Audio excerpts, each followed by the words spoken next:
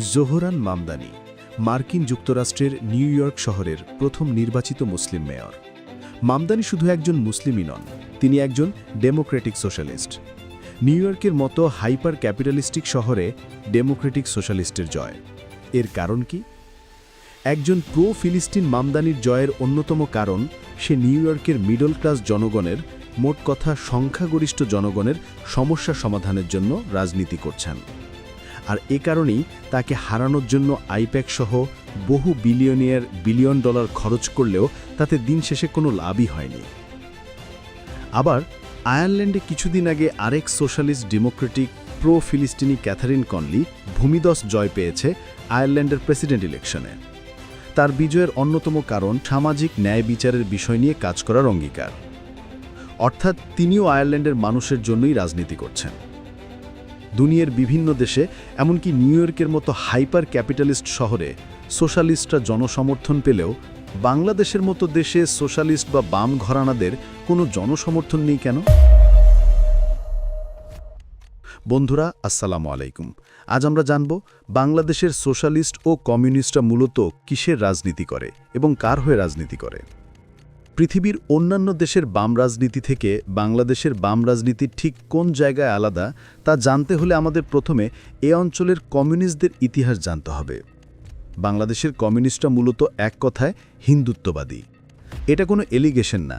পুরো ভিডিওটা দেখলে আপনারা আসলে বুঝতে পারবেন কমিউনিস্টরা বাংলাদেশের মানুষের নয়, বরং হিন্দুত্ববাদের রাজনীতি করে। পাকিস্তানের স্বাধীনতার পর ১৯৫১ সালে জমিদারি প্রথা উচ্ছেদ করা হয়। জমিদারি প্রথা উচ্ছেদের পর কৃষকরা মুঘল আমলের মতো এবার তার নিজের জমির মালিক হয়ে যায়। ব্রিটিশ আমলে জমিদারি প্রথা চালুর জন্য জমির মালিক ছিল জমিদাররা, আর নিজের জমিতেই প্রজা ছিল কৃষকরা। সেই সময় বাংলাদেশে ৮৫% জমিদার ছিল হিন্দু। জমিদারি প্রথা উচ্ছেদের পর এবার মুসলিম ও হিন্দু প্রজা নিজ নিজ জমির মালিকানা ফিরে পায়।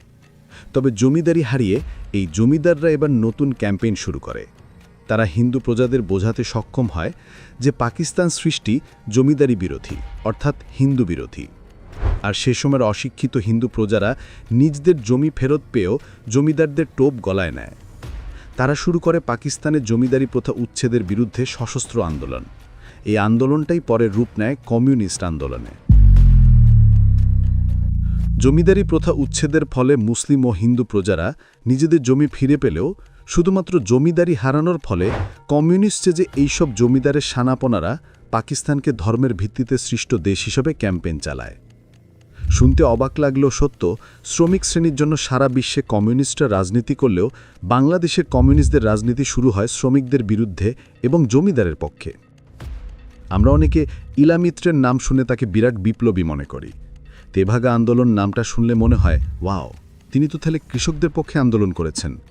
কিন্তু আসল সত্যটা হলো, তেভাগা আন্দোলন ছিল জমিদারি রেখেই কৃষকদেরকে একটু ফসলের ভাগ বাড়িয়ে দেওয়া। এটুকু শুনে মনে হতে পারে ইলামিত্র জমিদারি রেখে হলো তো কৃষকদের পক্ষেই ছিল।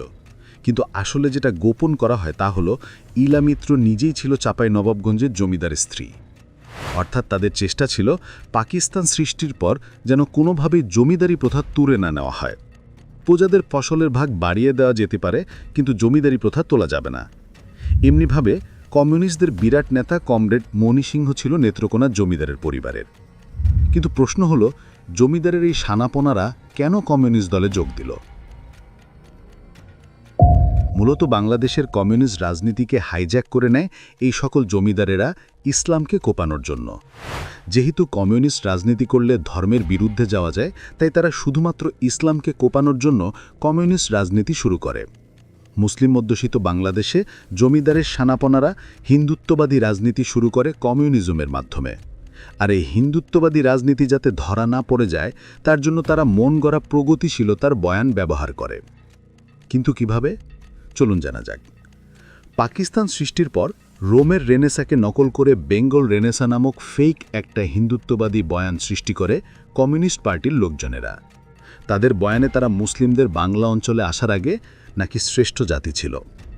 মুসলিমদের পশ্চাৎপদ ও ধর্মহীনতাকে রেনেসা হিসাবে ক্যাম্পেইন চালায় এরা। কিন্তু খোদ ইউরোপের রেনেসার সাথে ধর্মহীনতার কোনো সম্পর্ক নেই। ইউরোপের রেনেসা ছিল প্রাচীন গ্রিস ও রোমের ক্লাসিক্যাল জ্ঞান ও শিল্পকলা ফিরে আনার এক নবজাগরণ। ইউরোপীয় রেনেসা কখনোই আধুনিকতার নামে খ্রিস্ট ধর্মকে ত্যাগ করে পূর্বের পেগানিজম ফেরত আনেনি। অপরদিকে বাংলা অঞ্চলে মুসলিমদের আসার আগে কোনো ক্লাসিক্যাল ড্রাম কিংবা শিল্পকলার বিকাশ ছিল না। তাহলে বাংলাদেশে কেন এই ফেক বেঙ্গল রেনেসার বয়ান? এর কারণ শুধুমাত্র ইসলামকে টার্গেট করে একটা আগাগোড়া মিথ্যা রেনেসার বয়ান দিয়ে নিজেদেরকে প্রগতিশীল হিসেবে পরিচয় করানো। জ্ঞান ফেরত না আনতে পারলাম, পূর্বের হিন্দুয়ানি সব রীতি ফিরে আনাই হলো রেনেসা। এই ছিল তাদের ক্যাম্পেইন।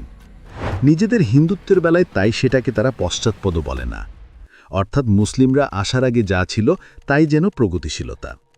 এজন্য দাড়ি টুপি দেখলেই তাকে পশ্চাৎপদ, আর টিপ পড়লেই সে প্রগতিশীল।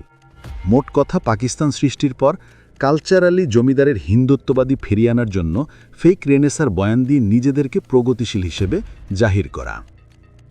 অর্থাৎ দেখা যাচ্ছে বাংলাদেশে কমিউনিস্ট রাজনীতি সেই শুরু থেকে বাংলাদেশের মানুষের রাজনীতি বাদ দিয়ে প্রো ইন্ডিয়ান হিন্দুত্ববাদী রাজনীতি করে যাচ্ছে। বুঝে না বুঝে কিংবা প্রগতিশীল হবার লোভে বহু মুসলিম আজ কাজে কর্মে একেবারে আরএসএসের মতো হিন্দুত্ববাদী। শুধু তাই নয়, এই যুগে ফ্যাসিস্ট হাসিনার আমলে আমরা দেখেছি বাংলাদেশের বামরা কিভাবে ইসলামকে কোপানো যায়, কিভাবে মুসলিম নেতাদের ফাঁসি দেওয়া যায়, কিভাবে হেফাজতের গণহত্যা আড়াল করা যায় তা নিয়ে কাজ করে গেছে। শ্রমিক শ্রেণী বাদ দিয়ে তারা মুক্তিযুদ্ধ শ্রেণী নামের রাজনীতি করে গেছে। হিন্দুত্ববাদীকে যারাই চ্যালেঞ্জ করেছে তাদেরকে বামরা শাহবাগে রাষ্ট্রীয় মব করে রাজাকার আর মুক্তিযুদ্ধ বিরোধী শ্রেণী ঘোষণা দিয়ে হত্যা জায়েজ করেছে। এরাই তৈরি করেছে ওসি প্রদীপ ও বিপ্লব কুমার সরকারের মতো হিন্দুত্ববাদী খুনিদের। শুধু তাই নয়, ভারতে মুসলিমদের ওপর নির্যাতন নিয়ে বিশ্বের বিভিন্ন দেশের বামরা কথা বললেও বাংলাদেশের বামের মুখে কুলুপ। কারণ ভারতের হিন্দুত্ববাদের রাজনৈতিক এক্সটেনশনই হলো বাংলাদেশে কমিউনিস্ট রাজনীতি। বাংলাদেশের বামপন্থীরা কখনো বাংলাদেশের মানুষের জন্য রাজনীতি করেনি। তারা রাজনীতি করে গেছে ভারতের স্বার্থে আর হিন্দুত্ববাদের দালাল হিসাবে। আর তাই বাংলাদেশে বাম রাজনীতি জনগণ থেকে অনেক দূরে। শুধু দূরে নয়, বলা যায় গণবিরোধী।